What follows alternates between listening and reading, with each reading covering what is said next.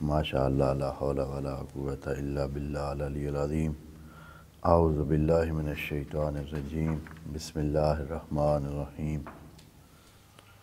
الحمد للہ وکفیٰ والصلاۃ والسلام علی عبادہ الذین اصطفیٰ، اما بعد فرب اشرح لی صدری ویسر لی امری واحلل عقدۃ من لسانی یفقہوا قولی وقل رب ادخلنی مدخل صدق واخرجنی مخرج صدق واجعل لی من لدنک سلطانا نصیرا۔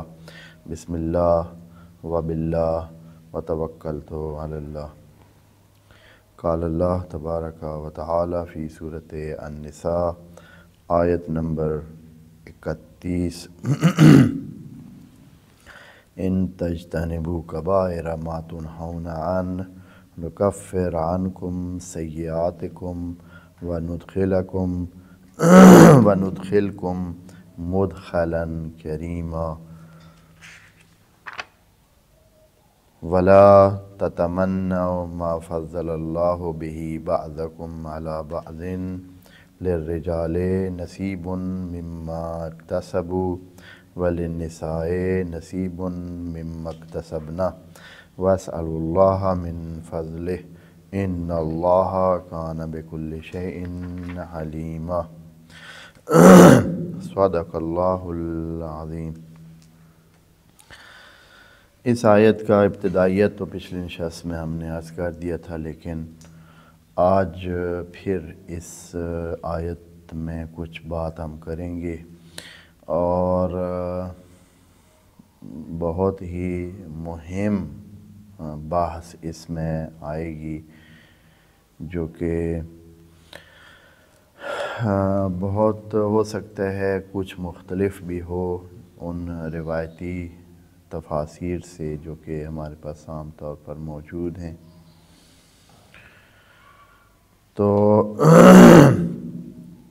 کہا گیا ہے کہ جو خدا کریم نے یہاں کہا ہے وہ یہ ہے کہ اگر آپ بڑے گناہوں سے پرہیز کریں، گناہ نہیں کہا ہے خدا کریم نے، کہا ہے کہ جس سے منع کیا ہے اللہ تعالیٰ نے، جس بات سے منع کیا ہے، کبیر بات سے، بڑی بات سے منع کیا ہے، تو نتیجہ یہ نکلے گا کہ نکفر عنکم سیئاتکم، ہم آپ کی جو سیئات ہیں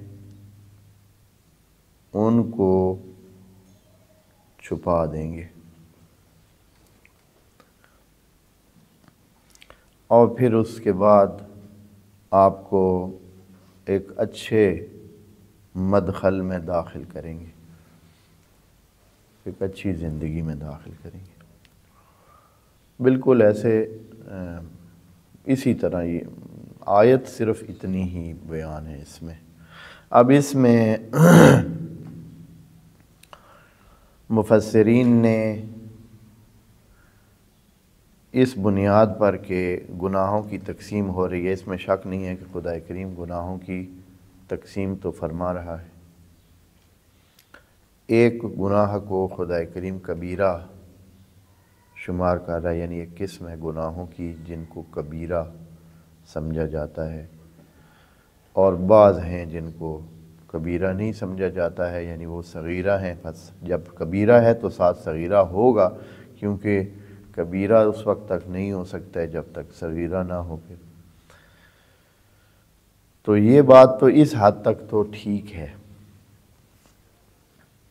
کہ اللہ تعالیٰ یہاں یوں فرما رہا ہے کہ گناہوں کی دو قسمیں ہیں،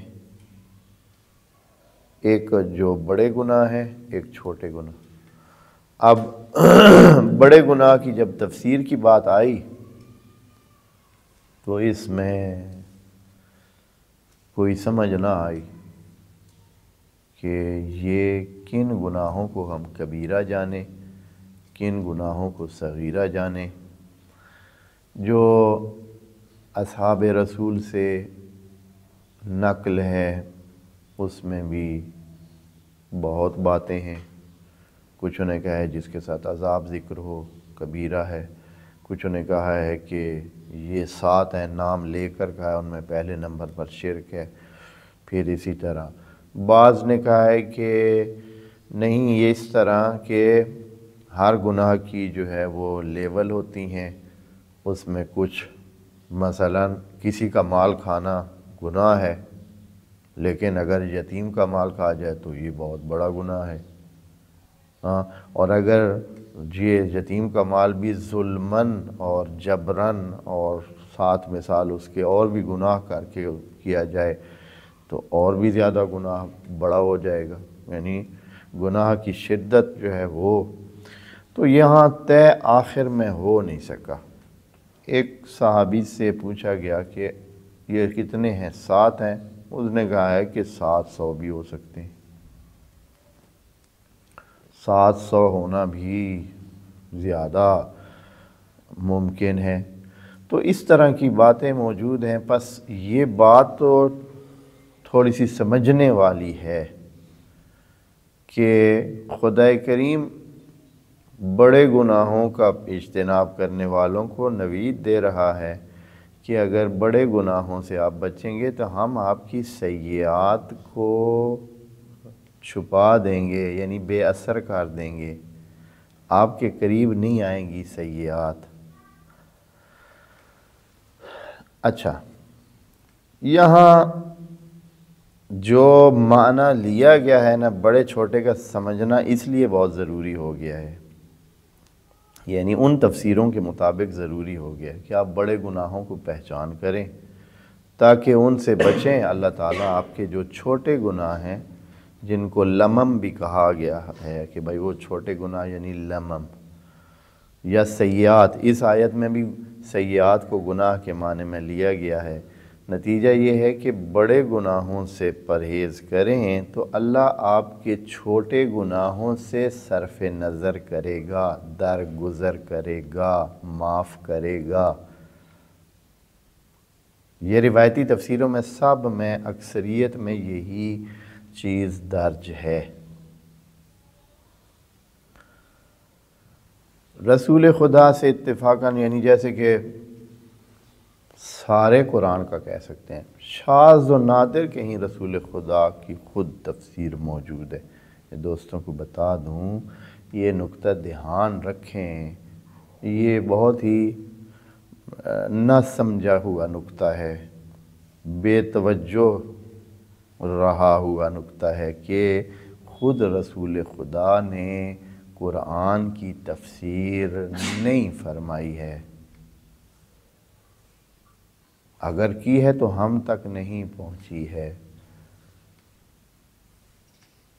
کی ہی نہیں ہے، اس لیے کہ قرآن خود کہتا ہے کہ تمام کو خطاب کر کے کہتا ہے کہ آپ خود سب نے اس کو سمجھنے کی کوشش کرنا ہے، یعنی ہر معاشرے نے اس کو سمجھنا ہے، یعنی اس کے جو اہل علم ہیں یقیناً انہوں نے سمجھنا ہے، پھر دوسروں تک پہنچانا ہے۔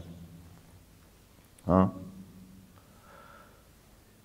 تو ہر کسی کو یہ اجازت ہے کہ وہ قرآن کو ڈائریکٹ سمجھے عربی مبین کے قاعدے کے مطابق، اور قرآن کو خدا کریم بھی بار بار کہہ رہا ہے کہ آپ خود سمجھیں کہ افلا یتدبرون القرآن ام علی قلوب اقفالها، ہر کسی کو سمجھ۔ اس لیے رسول خدا نے ظاہراً، یعنی جو مجھے لگتا ہے کہ وہ یہی وجہ ہے کہ خود رسول خدا نے اس کی تفصیل نہیں کی ہے، تفسیر نہیں کی ہے۔ اگر وہ تفسیر کر دیتے تو پھر تو فائنل ہو جاتا نا، مسئلہ ختم ہو جاتا، پھر کسی اور کے تدبر کی گنجائش ہی کیا رہ جاتی اگر ایک تفسیر ہو جاتی۔ تو حضرت نے اس کی تفسیر نہیں کی ہے، عملاً جو اس سے اقتباس تھا اپنی عملی زندگی میں کر کے دکھایا ہے۔ جو کچھ قرآن سے حاصل ہوتا تھا اپنی زندگی میں انجام دے کر اس کو کر کے دکھایا، لیکن تفسیر نہیں کی۔ مثلا کہا ہے خذ من اموالہم صدقۃ، کہ زکوٰۃ لے لے ان کے مال سے، تو حضرت نے زکوٰۃ لینے کا ایک طریقہ وضع کیا، وہ کر کے دکھایا کہ یہ ہم نے یہ زکوٰۃ کو نافذ کیا ہے، اس طرح زکوٰۃ ہم نے لی ہے، یہ لی ہے، یا اور بھی جو بھی اپنے زمانے میں پیش آئے واقعات، تو اس میں قرآن سے لے کر عمل کر کے دکھا دیا ہے۔ تفسیر نہیں کی ہے کہ اس کی یہ تفسیر بنتی ہے، نہیں کی ہے۔ خوب بس نتیجہ یہ ہے کہ خود اصحاب رسول جو ہے وہ بھی کیا کرتے ہیں، وہ بھی ان میں بھی اختلاف ہے۔ کوئی کہتا ہے کہ اس کا معنی یہ بنتا ہے، کوئی کہتا ہے اس کا معنی یہ بنتا ہے، بہت مختلف۔ تو یہاں اب اس آیت میں بھی اسی طرح پہلی پٹی نے ہی اس کو، یا تابعین جو کہ دوسری پٹی بنتی ہے، اصحاب کے بعد نمبر آتا ہے تابعین کا، پھر تابع تابعین یعنی ان کے بعد جو اگلے نمبر والی نسل ہے، تو انہوں نے جو سمجھا انہوں نے آگے نقل کیا، اور پھر اسی کو لے کر مفسرین نے اپنی تفسیریں لکھ لی ہیں اور مسئلے کو یا پھر اپنی سوچ بھی کچھ اس میں ڈال دی ہے۔ تو اب اس کو حتماً گناہوں کی ہی اس میں قرار دیا ہے۔ پھر کچھ نے معیار ذکر کر دیے کہ گناہ کبیرہ کیا ہوتا ہے، ایک گنجلک قسم کا مسئلہ بن گیا ہے کہ اب گناہ کبیرہ، کچھ نے کہا ہے کہ اگر کوئی بندہ صغیرہ گناہ کر رہا ہے جرأت کر کے گستاخانہ انداز میں، دیکھیں اللہ نے جو کرنے کر لے، جیسے اس وقت کئی آدمی کہتے تھے کہ نبیوں کو کہتے تھے کہ عذاب جو آپ کہہ رہے ہیں لے آ، ہم حاضر ہیں۔ ہاں، ایسے بھی جرأت مند اور ایسے بھی گستاخ قسم کے، جری قسم کے ہوتے تھے، ابھی بھی ہیں، دیں گے ہم۔ تو اس صورت میں تو چھوٹا سا گناہ بھی کیا ہوتا ہے، وہ کبیرہ ہے، پھر کون سا چھوٹا رہ گیا جب اتنا توہین آمیز رویے کے ساتھ وہ خدا کی خدائی کو چیلنج کر کے کوئی بندہ گناہ کرتا ہے، تو پھر کون سا، وہ تو صغیرہ نہیں ہے، وہ تو صرف چھوٹی سی کوئی، جس کو بالکل بھی کوئی اہمیت بھی نہ ہو، وہ بھی کبیرہ شمار ہوتا ہے۔ تو پھر یہ کیا پھر معیار ہوگا، تو کیا سلسلہ ہوگا؟ بہرحال اس کا کوئی معیار ظاہراً نہیں ہے۔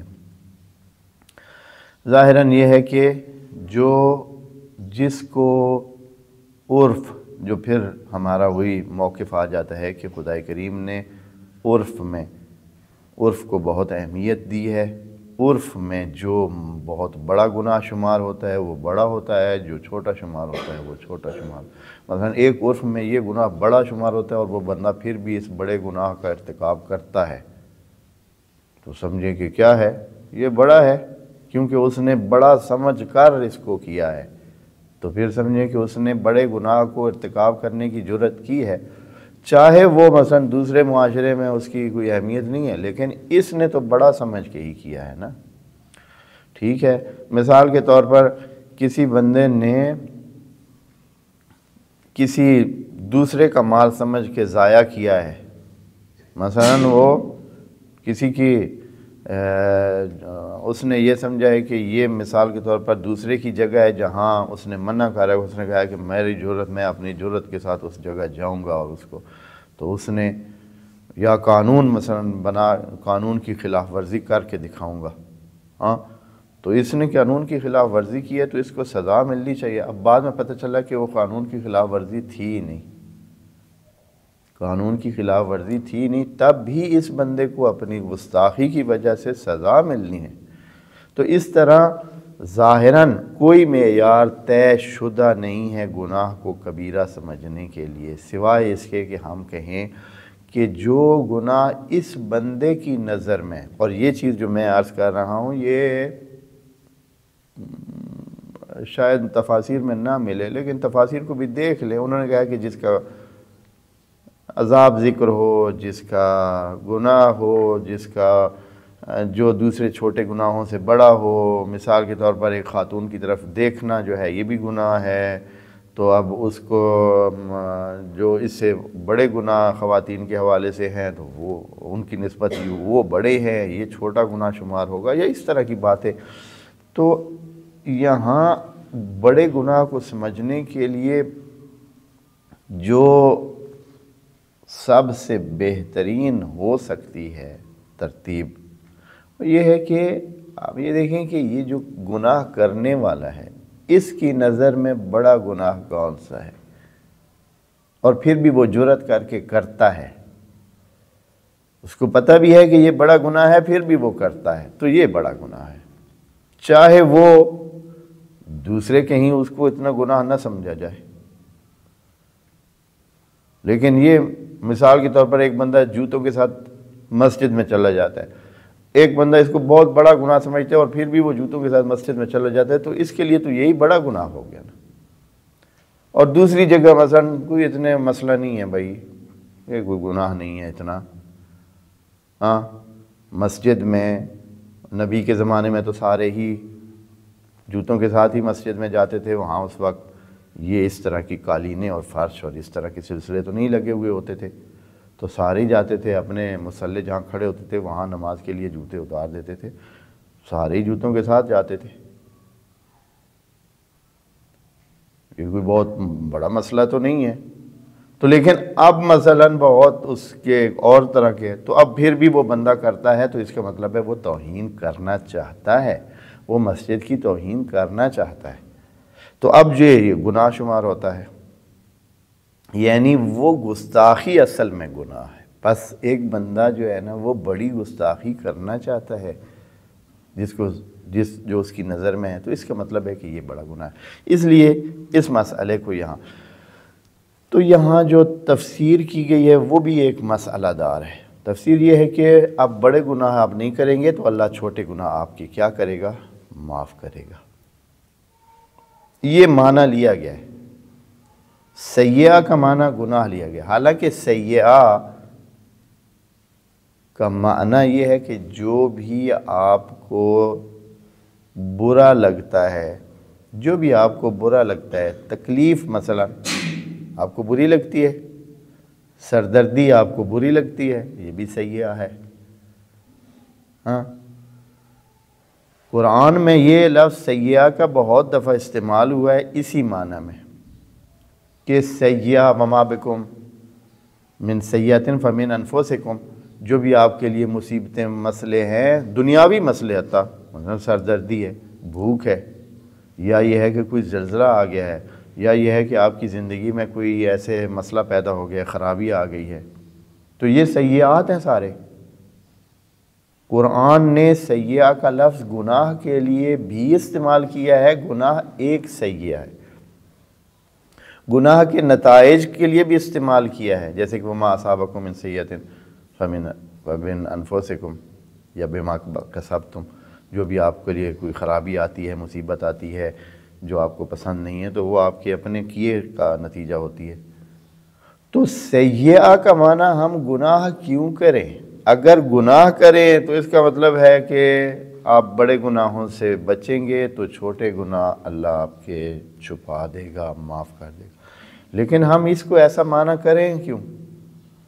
سیئہ کا معنی قرآن کے مطابق کیوں نہ لیں؟ قرآن میں سیئہ کا مطلب لے کے آ گیا ہے کہ جو بھی آپ ایسی چیز، ایسا عمل جو منفور ہے، جو آپ کو تکلیف دیتا ہے، جو آپ کو اچھا نہیں لگتا ہے،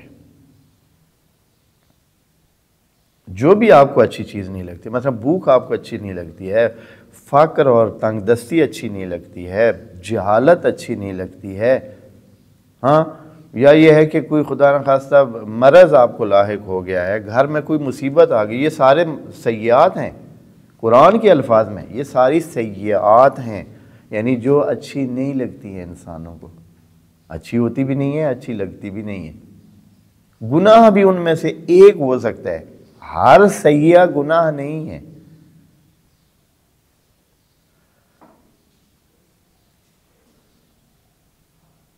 تو جب یہ معنی کریں گے سیئہ کا، قرآنی معنی، قرآن کے مطابق جو استعمال اس کا بہت جگہ ہوا ہے، تو اصلا معنی سارا تبدیل ہو جائے گا، آیت کا معنی ہی سارا تبدیل ہو جائے گا۔ معنی یہ بنے گا کہ اگر آپ گناہوں سے، بڑے گناہوں سے بچیں گے تو اللہ آپ کی مصیبتیں کم کرے گا۔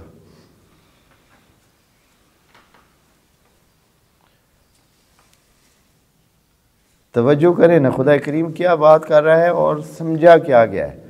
دیکھیں نا، جو عام تفسیروں میں سب اکثر تفسیروں میں یہی لکھا ہوا ہے کہ بڑے گناہ، حالانکہ یہاں چھوٹے گناہ کا ذکر نہیں ہے، لیکن سب تفسیروں میں لکھا ہوا ہے۔ میں آپ مثلا ایک سرسری ترجمہ اس کا میں پڑھ دوں، کہتے ہیں کہ اگر تم ان بڑے بڑے گناہوں سے اجتناب کرو جن سے تمہیں منع کیا گیا ہے تو ہم تمہارے چھوٹے چھوٹے گناہ معاف کر دیں گے۔ یہ کہاں لکھا ہوا ہے کہ چھوٹے چھوٹے گناہ معاف کر دیں گے؟ اللہ تعالیٰ فرما کہ ہم آپ کی سیئات کو چھپائیں گے، ہم آپ کی سیئات کو تکفیر کر دیں گے، ہٹا دیں گے، بچا لیں گے آپ کو ان سے، یعنی مصیبتوں سے آپ کو بچا لیں گے۔ یعنی خدا کریم فرما رہا ہے کہ بلدۃ طیبہ ورب غفور، اگر آپ طیب بنیں، اچھے لوگ بنیں، گناہوں سے پرہیز کریں تو بہت ساری مصیبتوں سے اللہ آپ کو چھٹکارا دے گا۔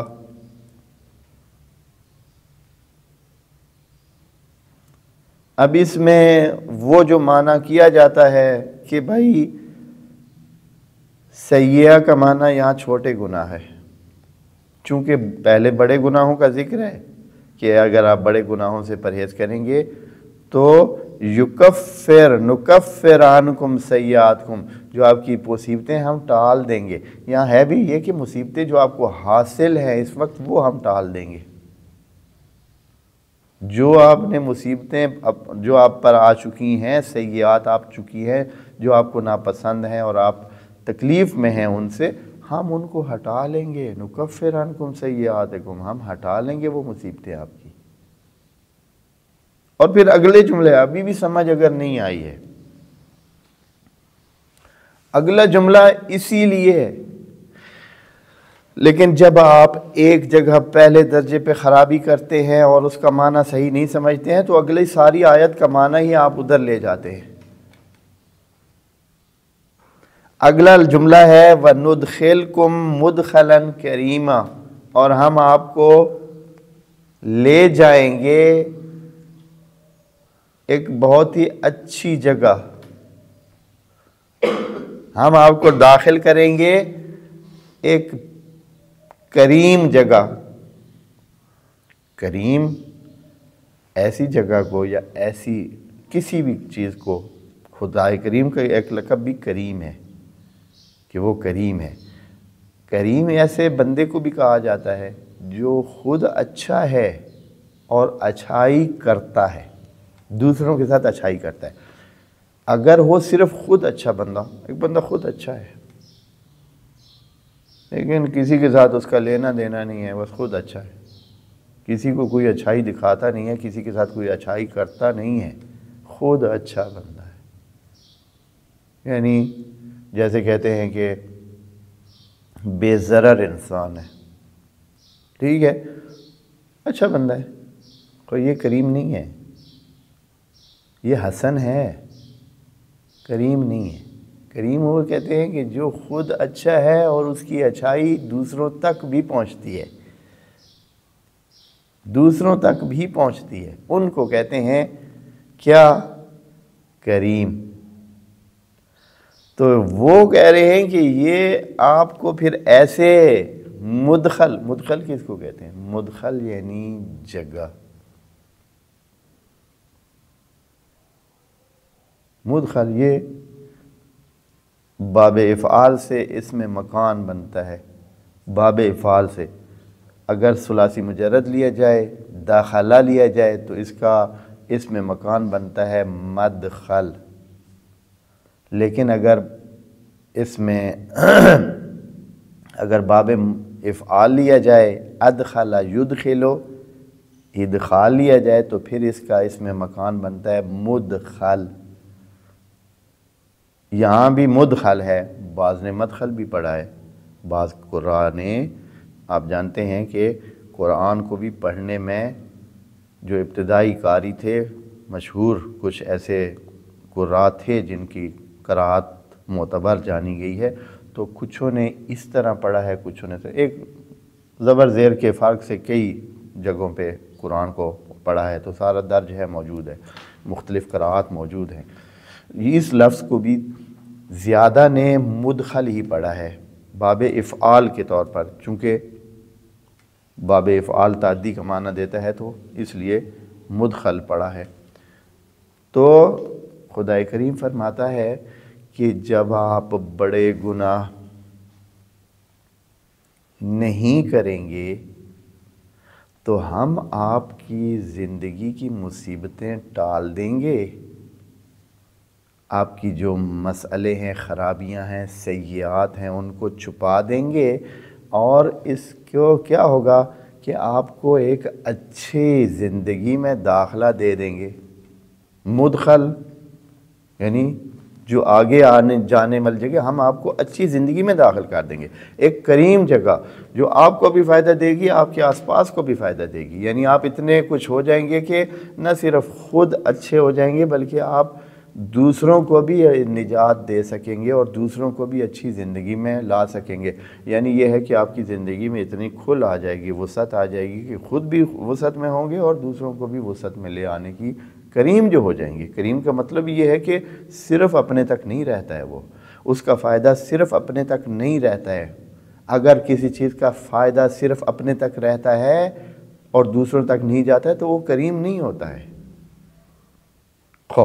یہ وہ معنی ہے جو میں نے دوستوں کے سامنے پیش کیا کہ ہم گناہوں کو یہ لیں کہ جو بھی کبیرہ گناہ ہے، اب اس کو جس تعریف میں بھی آپ لے لیں، گناہان کبیرہ سے آپ بچیں گے تو اللہ تعالیٰ آپ کی سیئات کو چھپائے گا۔ اور سیئات کا معنی کیا لیں؟ مصیبتیں، مسائل، خرابیاں جو بھی ہیں، حتیٰ ان میں گناہ کو بھی شامل کر لے تو بھی کوئی حرج نہیں کہ خدا کریم آپ کے گناہ بھی اگر کوئی ہیں تو ان کو بھی مٹائے گا۔ کوئی حد نہیں ہے، یہ مطلق ہے، سیئات مطلق ہے، نہیں کہا ہے کہ چھوٹے، لیکن اس پچھلے کبیرہ کی وجہ سے تمام انہوں نے اس کو سیئات کو چھوٹے گناہ قرار دیا۔ تو جو مصیبتیں ہیں وہ ٹالے گا اور آپ کو ایک اچھی زندگی دے گا۔ یہ وہ ترجمہ ہے اور وہ معنی ہے جو ہم نے دوستوں کے سامنے پیش کیا ہے۔ جو روایتی معنی ہے وہ بھی میں دوستوں کے سامنے پیش کر دیتا ہوں تاکہ ایسا نہ ہو کہ آپ محروم رہ جائیں۔ ہو سکتا ہے آپ اس کو ترجیح دیں، کوئی ممکن ہے کہ دوست سننے والا اس کو ترجیح دے کہ وہ بہتر لگ رہا ہے، کہ کیا اس کا ترجمہ یوں ہوگا کہ اگر آپ بڑے گناہوں سے پرہیز کریں گے تو اللہ تعالیٰ آپ کے چھوٹے گناہ معاف کر دے گا۔ وَنُدْخِلْكُمْ مُدْخَلًا كَرِيمًا، اور پھر یہ ہے کہ آپ کو مدخل کریم میں داخل کرے گا۔ کیا مطلب؟ یعنی جنت میں داخل کرے گا۔ پھر انہوں نے مدخل کا معنی، داخل کرنے کا، مدخل یعنی وہ جگہ جہاں آپ کو داخل کیا جا رہا ہے، اس کا معنی بھی جنت کیا ہے۔ کریم تو خیر جنت ہے ہی، کریم جنت یعنی اچھی جگہ۔ البتہ یہ ہے کہ اس حوالے سے وہ کریم ہے کہ کسی اور کو کوئی بندہ دے سکتا ہے یا نہیں، لیکن ظاہراً تو کوئی کسی کو کچھ وہاں دے نہیں سکتا ہے۔ جو جنت میں ہوتے ہیں وہ ان کے لیے اپنی جنت ہی کافی ہوتی ہے، وہ دوسروں سے شاید تقاضا کرنے کی اس میں نہیں ہوتے ہیں، کی ضرورت نہیں ہے۔ اور لیکن جہنمیوں کو تو وہ دے بھی نہیں سکتے ہیں۔ جنتی اپنے جو ان کو مزایا حاصل ہیں، سہولتیں حاصل ہوتے ہیں، وہ جہنمیوں کو نہیں دے سکتے ہیں۔ قرآن کی آیات میں یہ چیز بھی بیان ہوئی ہے۔